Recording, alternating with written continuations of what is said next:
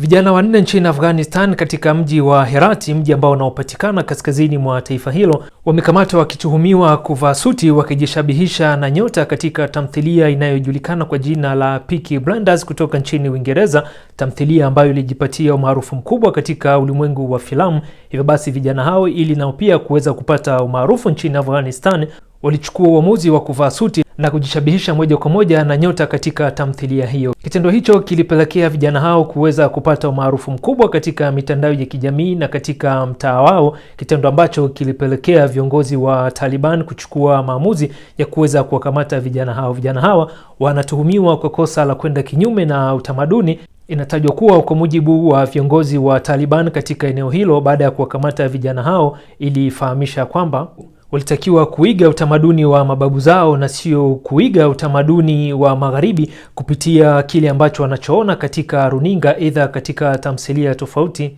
kupitia mitandao ya kijamii. Vijana hawa wanashtakiwa kosa la kwenda kinyume na utamaduni wa Afghanistan, utamaduni ambao inatajwa kuwa ni utamaduni wa Kiislamu. Vijana hawa kuvaa suti na kujishabihisha moja kwa moja na nyota katika tamthilia hii ya Peaky Blinders ambayo ina umaarufu mkubwa katika mitandao ya kijamii. Vijana hao wamepata umashuhuri kinyume kabisa kama walivyokuwa wakitarajia katika mikono ya sheria nchini Afghanistan, wakishtakiwa kwa kosa la kupromoti utamaduni wa kigeni na kukopi waigizaji kupitia filamu na tamthilia tofauti ambazo hazina manufaa yoyote kwa jamii ya Afghanistan, kwa mujibu wa viongozi wa Taliban baada ya kuwakamata vijana hao. Tuachie mtazamo wako kuhusu vijana hawa kukamatwa wakituhumiwa kujishabihisha na nyota wa tamthilia kutoka nchini Uingereza.